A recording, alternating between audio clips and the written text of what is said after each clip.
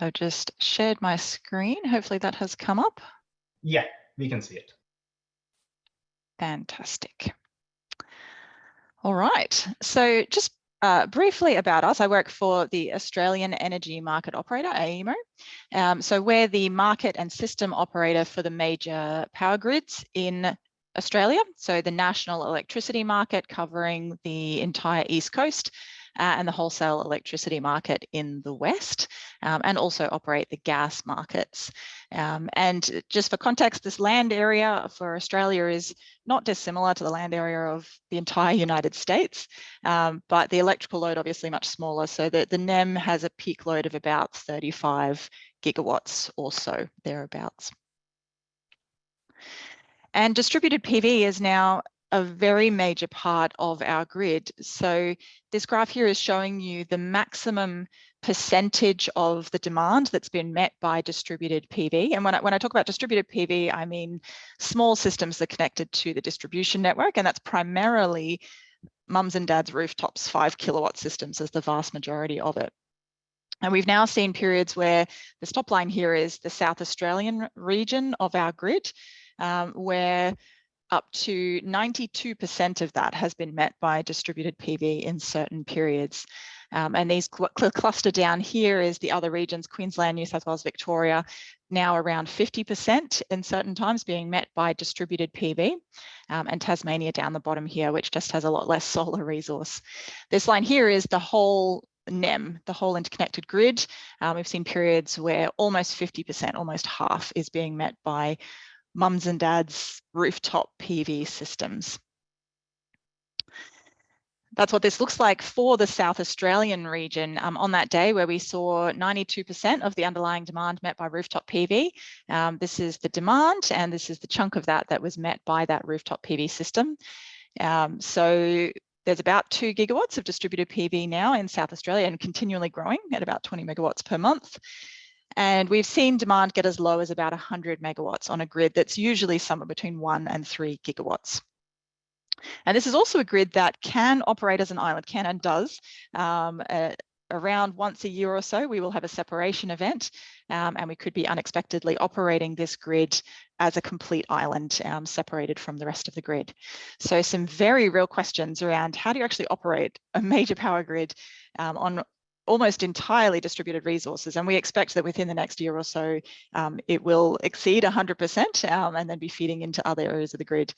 So my team's job is to understand operationally how we're actually going to operate that grid, what are the challenges that are going to arise, and then how do we address those challenges to make sure that we can support that grid and operate it in a secure and reliable way and allow customers to continue to utilize their distributed PV, which is clearly what they want to do. There's a number of different areas that we are working on, and I'll talk you through just some of these that we've been working on today. The first is around the unintended disconnection of distributed PV when we have power system disturbances, so that the disturbance ride-through capabilities. The second being some periods where we may not have enough load to operate the necessary large synchronous units that we need for essential services on the grid. The third being around the impacts on our under-frequency load shedding schemes. Fourth being our ability to perform a restart successfully if we have to. And the last one being around how we're going to schedule dispatch and maintain supply-demand balance through our normal processes when most of the supply is not actually in the market. They're all related but different issues and require related but different approaches. So firstly, talking about distributed PV and the unintended disconnection when we have disturbances. So this figure here is showing you an example of a disturbance that we saw back in 2017. This was actually the first one that awoke us to this issue. We had a major disturbance in the middle of the Adelaide metropolitan area, so in the middle of the South Australian grid. There's some large synchronous units there, and there was a series of faults, and voltages got very low. These numbers here are showing you the per unit voltages that were measured in the middle of that metropolitan area. And those were seen throughout a large part of the South Australian grid with depressed voltages. And we saw in response to that a very large proportion of distributed PV tripped off. This is showing the proportion of the PV that we estimate tripped within 50 kilometres of that the center of the event. We saw about half of the PV trip off in response to that, and less as you go further away. So with 40 to 50% of the PV in a region disconnecting, what that means is that the largest contingency that we need to manage is now the trip of a large unit plus the PV that we know can trip off in response to the same fault. And if you keep installing PV that has that same behavior, those contingency sizes can very rapidly become unmanageably large. So it becomes no longer possible to actually have enough frequency control services to manage transient stability on the grid and all of the other flow-on implications. So this has been a very major issue to work through. This is just showing an example of the implications of this. This is actually a fault that happened in the Western Australia grid in 2021. The black line there is the actual frequency that we measured in that event. So it was a reasonably severe event. Frequency got below 49 hertz.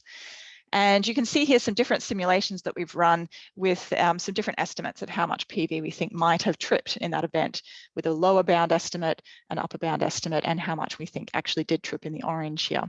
And it came off in tranches too. There was some that we think tripped with the original disturbance, which then exacerbated the frequency fall in the original disturbance.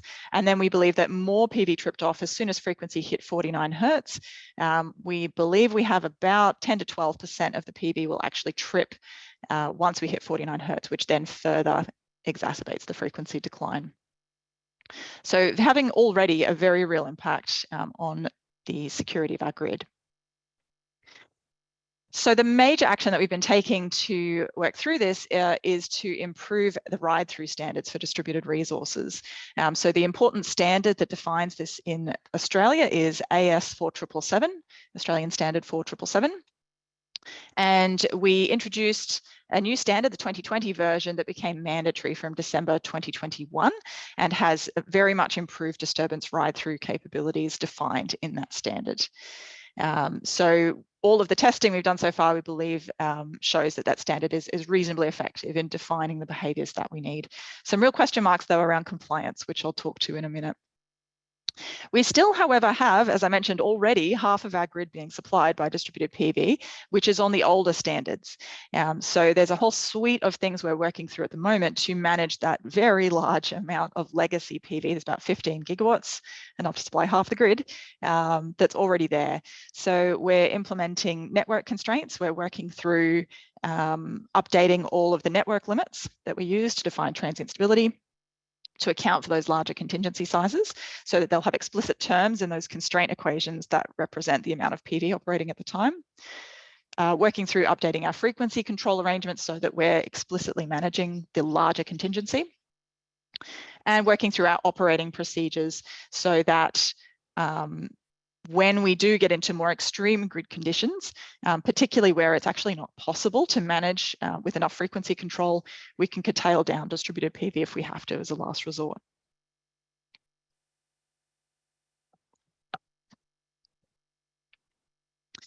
Now, I mentioned that compliance is of concern. This has been a very major focus for us over the last 6 to 12 months since the introduction of the new 2020 standard. We've been collecting data from a whole range of different sources to try and estimate how compliant are the PV systems that are being installed in the field. What I'm showing you here is data from directly from manufacturers themselves. We've asked the manufacturers if they can download the data from their systems in the field. And not all of them can do that, but a proportion can, especially if we can provide them with serial numbers. They can then ping the particular serial numbers that have been installed in the grid. And fortunately, we have data for at least some of them. And we've been able to extract from those systems what proportion have been set correctly. The data is suggesting that only about 40% of the systems that have been installed are actually being set correctly to that 2020 standard. The majority of them are still being set to the older 2015 standard, and therefore unclear how they're going to behave. So this is showing you a breakdown month by month of what they've been set to. This chunk here is all of them set to the older 2015 standard. The purple chunk here being the ones correctly set. The overall number is, we estimate, is 40%. This is a more nuanced breakdown that we have for a subset of manufacturers. And the compliance rates differ enormously between different equipment manufacturers. So this is showing these are anonymized, but different manufacturers that have supplied us with data about the compliance of their particular fleets. Some manufacturers have compliance rates as low as about only 10% of the systems being set correctly in the field. Others, almost 100%. And there's, when you go talk to them, they have obviously very different installation processes that installers have to navigate to install their products. Some of them, when we've looked at their systems in the lab, have found it extremely difficult to even get them on the right standard. There's a lot of phone calls to the service center to try and get the right firmware installed and so on. Whereas other manufacturers have very automated processes, default standards at the top of the menu, and make it very easy for it to be set to the correct standard, sometimes almost impossible for it to be set incorrectly. So there was a big lesson here around the manufacturers have enormous influence over their products. And at the moment, our compliance frameworks that manage this don't really create a lot of incentives for manufacturers to design their products in a way that maximize compliance.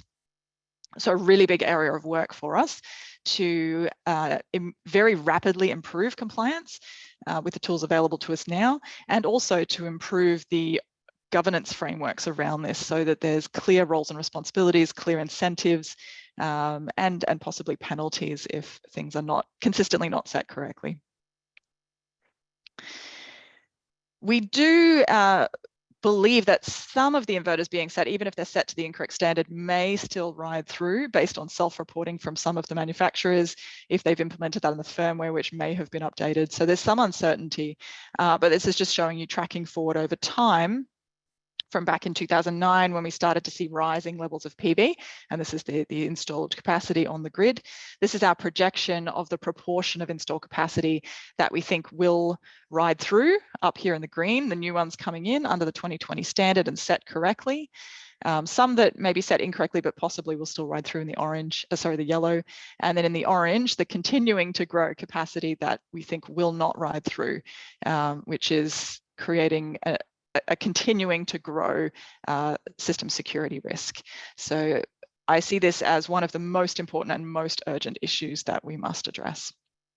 And it requires collaboration across distribution network providers, the manufacturers, a huge number of stakeholders that need to be involved and all play a part in that. So definitely not something that AEMO can do on our own, but we're working to raise the alarm bell and get that process moving. Behind all of this, one of the really big themes in all of our work is that we're now working with these really enormous data sets and have a need for new kinds of data and being able to process those kinds of data.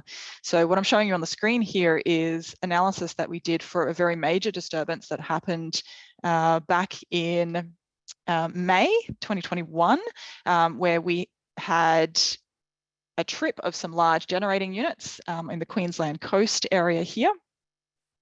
Very major faults. It was a very large non-credible contingency that went into some fairly severe under-frequency load shedding and influenced the whole grid.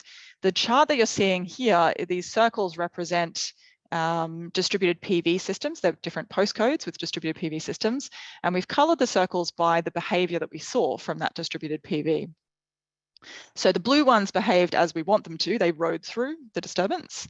The red ones are ones that we believe were tripped off due to under-frequency load shedding. The entire feeder was disconnected when under-frequency load shedding was enacted to catch the frequency drop. So we lost those PV systems, but that was the proper operation as we expected it to. And the black ones are ones that disconnected based on the protection systems in the PV itself. So that's an undesired behavior. And you can see that's occurring particularly all around this area, which is where we saw these voltage depressions. This chart on the right is showing you the voltages that were measured at different voltage levels in the network, particularly around the epicenter of the disturbances that were occurring. And we can see that there's a lot of PV systems tripping off in response to that. So we're working with data sets. This is a data set of around 20,000 PV systems as a sample set that we were looking at. So having to build the tools to be able to process that data rapidly and efficiently to actually understand what's going on. That's been a very major piece of work to develop the algorithms and tools to do that. And a really important learning coming out of that has been you have to be extremely careful about data bias. Depending on where the data is coming from, there can be some very important underlying biases in the sample sets that you're looking at. And we've got caught a number of times where we thought we were seeing something and found out that it was actually being driven by a data bias. So hugely important to really get a handle on how we actually have visibility of these systems long term and make sure that we really understand in a very detailed way where that data is coming from. All of that data then has been feeding into the development of power system models. So this has been another very major focus for us over the past couple of years to develop suitable models to represent distributed PV in all the different platforms we use. So we have major models in PSSE, PSCAD, and Power Factory.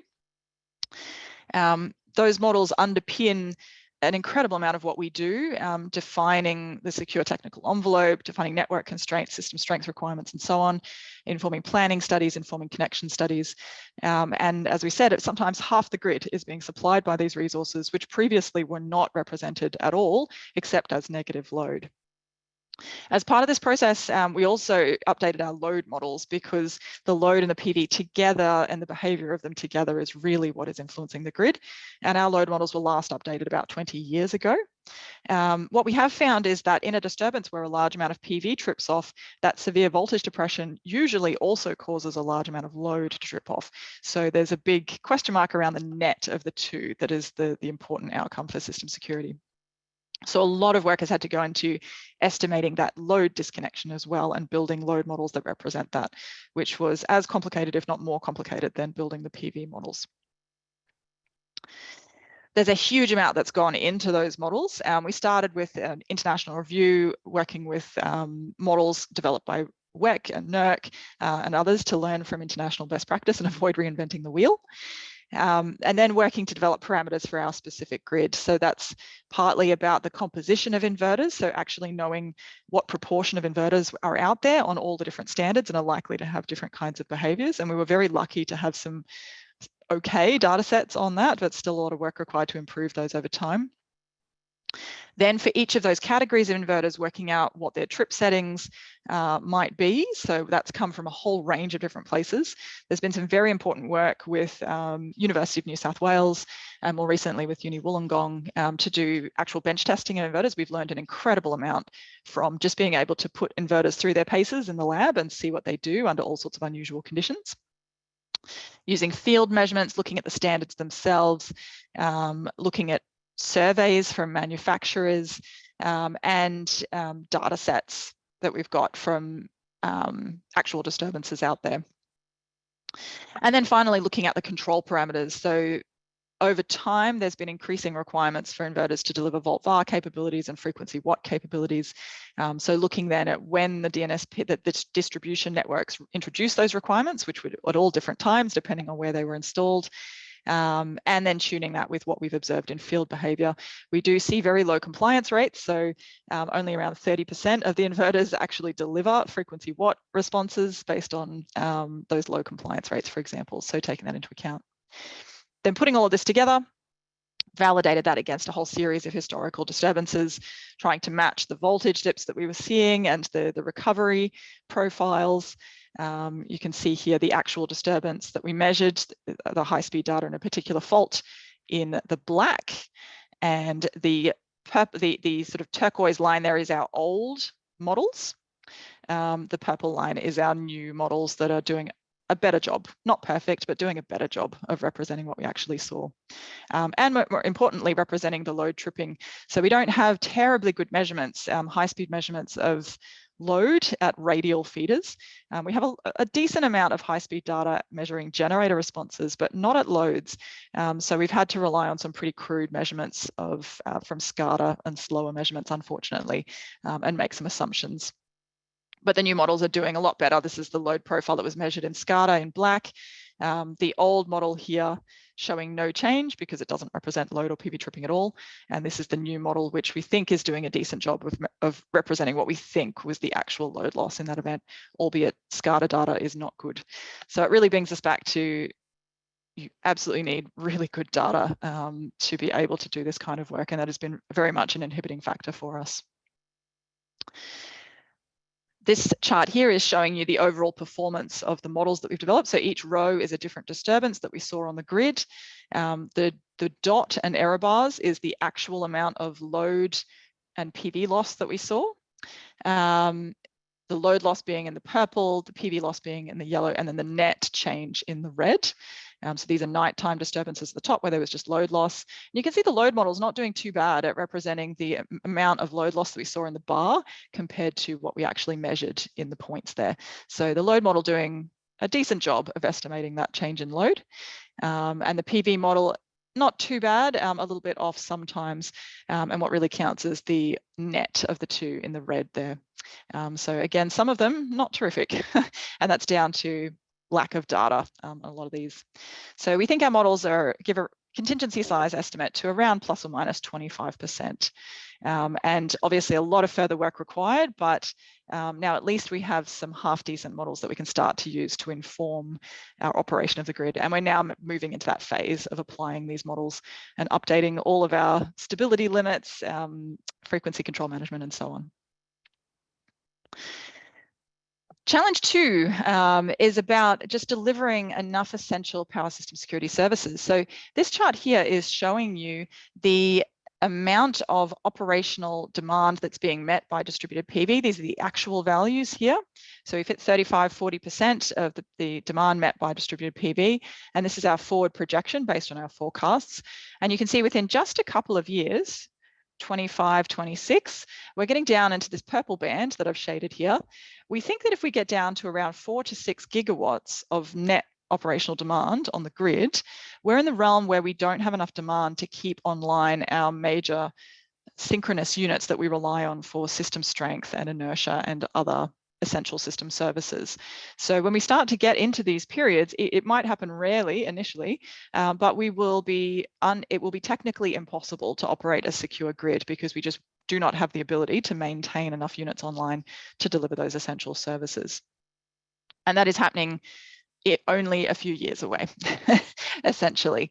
So there's plenty of options to manage this. You can get these services in other ways. Synchronous condensers, for example, can deliver system strength and inertia. Batteries are very capable at delivering frequency control, voltage control, and so on. But we do need to plan to have those resources available. And if these periods are happening extremely rarely initially, it may not be sensible to bring forward investment in things like synchronous condensers just to handle a very small number of periods. It may be more sensible to actually be able to turn down the distributed PV a little in those periods, just for those brief periods, so we can maintain grid security. And of course, this is all under system normal conditions. We know that when we have periods where we've got major line outages, bushfires, storms, all sorts of unusual grid conditions that arise all the time, then we need more units online. We have less ability to export. That band essentially moves upwards in those periods. So we do think that this happens rarely initially. This is showing you the count of hours below that 6 gigawatt threshold, starting to happen around 2024, rising quickly, but we're still only sort of talking 15–20 hours in a year where that might happen. And this is showing you the profile on that worst case day, with demand just dipping down into that range in the middle of the day. So these are these sort of perfect storm days where we've got clear skies, very mild weather, and low demand, like on a public holiday or a weekend, for example. So we've been working to implement what we're calling emergency backstop PV curtailment, the ability to turn down PV systems. And that really, as I said before, most of the PV on our grid is really small mums and dads, 5 kilowatt systems. So we need to capture those, and we need to be able to actively manage them. And that is a big challenge to work out technically how that's done, and also how we manage the communication with stakeholders, particularly consumers, around the need to do that. So we consider this to be very much a last resort emergency capability, something analogous to load shedding, which would be used only after we've exhausted all other measures to try and re-secure the system. And we do anticipate using it very rarely, especially initially. The intention is really to implement something simple initially, because we do need to move quite quickly based on the numbers I've just shown you. And we anticipate we'll have much more sophisticated capabilities that will follow soon down the track, which will allow much more market integration, responsiveness to all sorts of price signals and so on. But the first step is really just a crude capability to be able to turn systems down if we're having a very difficult period on the grid.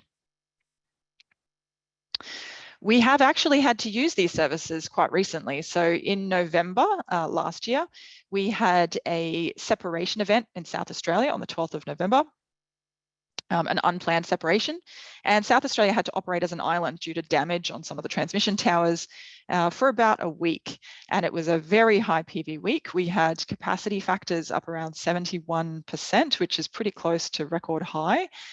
So we were enacting PV curtailment on a large scale throughout the entire week, pretty much every single day.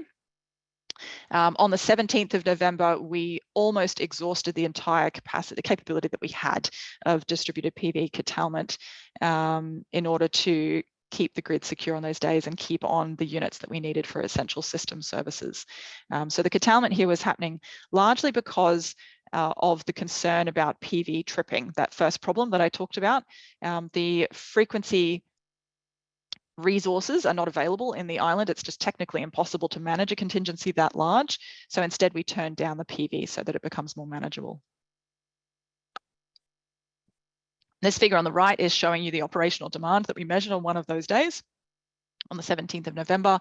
The orange line is the forecast operational demand, where we thought it would go at the start of the day, and the black is the operational demand that we actually measured when we were enacting all of these PV curtailment measures. So we estimate that we took off about 400 megawatts of PV off the grid in the middle of the day. There was a lot of learnings from this event, which we're still working through. So there's a preliminary report out, and there'll be a much more comprehensive report coming out in May that talks about everything we've learned from this. Some of the learnings are around things like communications challenges, because in the initial separation event, that was all driven by a storm event, which also meant that there was widespread power outages, which then meant that there was widespread communications outages. And a lot of the methods that we were relying on to curtail off PV rely on availability of customer internet and other communication systems that were not available in many places. So there's real learnings to draw here around how we create more robustness in those systems. And we also used on these days an approach that we call enhanced voltage management, which is where the distribution business pushes up the voltages on their network to the level where it's enough to trip off a proportion of the PV, particularly on their 10-minute protection settings. That was extremely effective, extremely important that we had that capability available to re-secure the system on these days. It wasn't affected by the comms outages, but it's also a very blunt tool and really not ideal to be turning up voltages on the distribution network in that way. So a lot of learnings around how that also impacted things like virtual power plants that were delivering frequency control at the time and were also affected by those high voltages. And a lot of work we're doing to understand all of that. So we really see there's going to be a suite of solutions here. We're sort of in a phase of looking at market trials at the moment and putting in that backstop capability. In future, we're going to need to look at much more sophisticated market integration. Of course, it's going to involve things like storage and new loads coming to the fore, and increased network investment, fast frequency response from batteries, synchronous condensers, a whole suite of things that we're going to need to solve these problems. We're really just in this first phase of putting in the very crude measures that we need to keep the grid secure, anticipating that we're heading towards much more sophisticated frameworks longer term.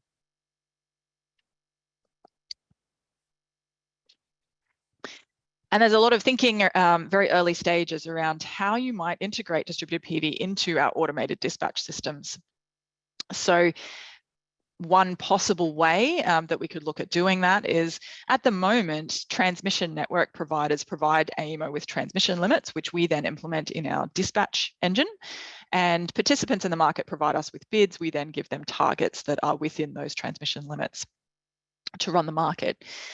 Possibly in future, distribution network businesses would also define their distribution limits, provide those directly to aggregators, because aggregators know where all of their resources are in the network and what limits they're subject to. Those aggregators then take understand the customer preferences, and provide aggregate bids up to AEMO, taking into account all of the different factors in terms of what they think they will be able to deliver at what price. AEMO would then give them back targets based on those bids, and they then provide the targets back to their customers, just as one possible model on how you might think about integrating together transmission limits and distribution limits and all of the complexity of this system. But there's a lot of different possible options here to be thought through, and a lot of really tricky questions around how we're going to manage all of those network limits and make that all work as a coherent system. And importantly, how do we incentivize customers to actually be a part of this? So at the moment, for large-scale systems, there are requirements in terms of their performance and their participation in the grid if you exceed a certain size. But if we're looking at a future grid where everything is small, it becomes very difficult to see how you can require them to participate in the market. So how do we make sure that we actually have adequate visibility, adequate ability to manage all of the limits, and so on? The third challenge, and this is the last one I'll talk to in detail, is around under-frequency load shedding. So this is our safety net that's designed to arrest a very severe under-frequency event. Ours starts at 49 hertz, and as frequency drops, it will drop blocks of load to try and arrest that frequency decline very quickly. So controlled disconnection of load in less than a second to rebalance a very large supply-demand imbalance. So how it would normally work, if we've got load and generation balanced, we're sitting at 50 hertz on our grid, and we've got relays in the network, which are net loads normally. If frequency falls below 49 hertz because a bunch of generation has been lost all of a sudden, the relay picks that up, opens a circuit and disconnects that load, sheds the load, so we balance load and generation to stabilize frequency. In a high PV period, we might not actually have any load on that circuit. So if the same thing happens, we lose some generation, frequency falls to 49, the relay still detects that and it might still open the circuit, but there's no change in the load resulting from that. So our under-frequency load shedding has become completely ineffective in that period. We've still disconnected these customers, they're still without supply, but we haven't arrested the frequency decline.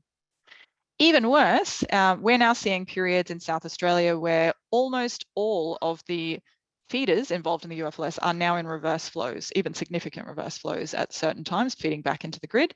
So if we don't change anything, that relay detects the disturbance as frequency falls to 49, opens the circuit, and we've now lost effectively even more generation, so we've accelerated the frequency decline. And this is actually where our South Australian grid is right now in some periods. So what we're implementing is dynamic arming. So the relay actually knows when the circuit is in reverse flows, and it will disarm that under-frequency load shedding relay. So it won't open the circuit, even if frequency falls to 49. That does not restore the original capability, but it at least means that we're not accelerating the frequency decline under these conditions. So this scheme has been designed and is now being rolled out in South Australia progressively over the next year or so. So it's sort of a number of different challenges, reducing the UFLS effectiveness initially as we start to have PV on circuits, and then reverse flows causing it to actually operate in reverse. The third part of the problem is actually the disconnection of distributed PV itself on its own inverter protection. So I showed you that disturbance earlier in our West Australia grid, where as we get to 49, we think about 10 to 12% of the PV will trip, and that further exacerbates the frequency decline. And the studies suggest that that is actually a really serious problem that is quite difficult to manage. When you, in very high PV periods, adding on an extra 10% of that to your contingency has quite a significant effect to accelerate the disturbance. So we've now reached periods where the total UFLS load has gone well and truly negative. It should be somewhere around a gigawatt or so that we would normally maintain on our under-frequency load shedding, and it's tracking downwards right across the grid. So these are the numbers. These are a little bit old. We're working on updating these at the moment, but the minimum amount of load that we've seen on our under-frequency load shedding as a percentage of the total underlying load in the system is tracking down. We've seen 30 to 40%. We think that's going to reach as low as 12% in Victoria in the very near future. And we're seeing significant reverse flows right across the grid. So we're working with the network providers on what we do about this, looking at adding more customers, dynamic arming, as I said, constraining the network if we need to, and possibly looking at replacing those services. So some of the network constraints that we've put in This figure here is showing you each dot is a simulation result, with the red dots showing ones that were a fail scenario if we separated from South Australia, non-credible double circuit separation of South Australia from the rest of the grid. Those red ones are fail scenarios, so we've gone into a cascading failure. Orange ones are ones that are at risk, and the blue ones are ones that survived. So under frequency load shedding was successful to arrest the frequency decline. And they're plotted as a function of the amount of imports on the Hayward interconnector, the major interconnector that goes into South Australia, and as a function of the amount of under frequency load shedding that we have. So these periods down here are the ones with really low UFLS load. These ones up here, the periods with really high imports. And the combination of the two is where you get the problem. And it's actually the more moderate periods that tend to be the most problematic, where we can have high imports as well as low load. You don't tend to get the two combined. So if we have really low load, we don't tend to be able to import on the interconnector.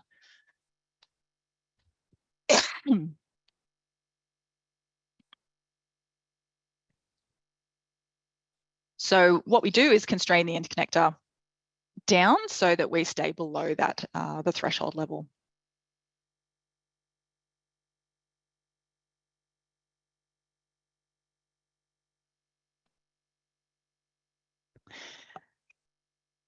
Just looking a bit at the impact of dynamic arming as well.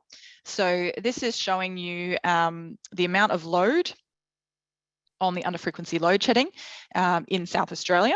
This is the amount of load that we would have without dynamic arming, and this is the amount that we think we can improve it to by implementing dynamic arming. So it takes out the whole negative chunk here, the amount of negative load, so reverse flows on under frequency load shedding, and boosts it back up to about 100 megawatts or so. And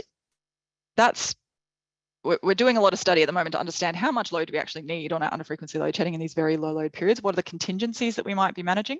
It's a very different type of grid with a very different combination of units online and very different contingencies that we're probably worried about. But we think it is important that we implement the reverse flow blocking, the dynamic arming, because over time, if you keep installing PV, it just goes more and more negative, negative 400, negative 600 every year, more and more negative reverse flows, which means that you're getting a more and more aggressive acceleration of a frequency decline as soon as you touch 49 hertz. So important that we boost that back up to sit at around that 100 to 200 megawatt mark. Just to prevent it from going into that cascading failure in reverse. Another option that we're looking at is possibly using smart meters that are right down at the customer premise. The meters themselves, it's not a common capability, but some meters do have the capability to detect a frequency decline very quickly and trip off the load circuit whilst leaving the PV circuit operating at an individual customer premise. And we've been looking at how much benefit we might get from enabling that capability.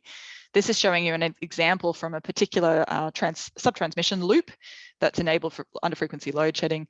The existing arrangement is in purple here, so you can see this particular loop is going well into reverse flows in the middle of the day. If we just do reverse flow blocking, we can get it back to 0, but it doesn't actually bring back any of the capability. We looked at moving the relays to a lower voltage level so we can get more granularity, which gets us back to this kind of turquoise line here. So you get a little bit of load in the middle of the day, and at least we're not in reverse flows. But by using customer advanced metering infrastructure, we might be able to boost that right back up to somewhere like where we need it to be. The current capability of the meters that are actually there right now, we think looks more like this orange line, but in future could boost that back up with a slightly more advanced metering infrastructure. So at the moment, just case studies and early feasibility studies looking at that, but it might provide a long-term option to restore under frequency load shedding capability to bring it right back to the individual customer premise. But a lot of questions to be answered on how this works. So I've given you just a little bit of a flavor of some of the work streams that we've got going on. There's a heck of a lot of other work as well, also looking at, as I mentioned, things like how we perform a system restart in high PV periods and how we're going to operate all of the constraints and the market dispatch in these sorts of periods. So what we know at the moment is that there really is a considerable amount of work required. I have a decent sized team that works full time on these issues, and I'm anticipating we've got our work cut out for us for quite a lot of years to come to sort all of this out. Our aim is very much to enable both the West Australia market and the East Coast market to operate with up to 100% of the energy supplied by distributed resources, and to not impede customers from doing that if that's what they want to do. So really trying to make sure we remove those barriers to DER growth and put in place what we're going to need to make sure that that works properly. And we know that that means we have to identify and address these technical challenges early, because it's extremely difficult to remediate millions and millions of customer devices if we take action too late. And if you're interested in further information, just search for DER operations at AEMO. We've got a page that's got a whole bunch of reports there about all of the different work that we're doing. And also don't hesitate to get in touch. Very happy to connect with people working in similar areas. And happy to take your questions. Thanks very much. Thank you so much, Jenny. That was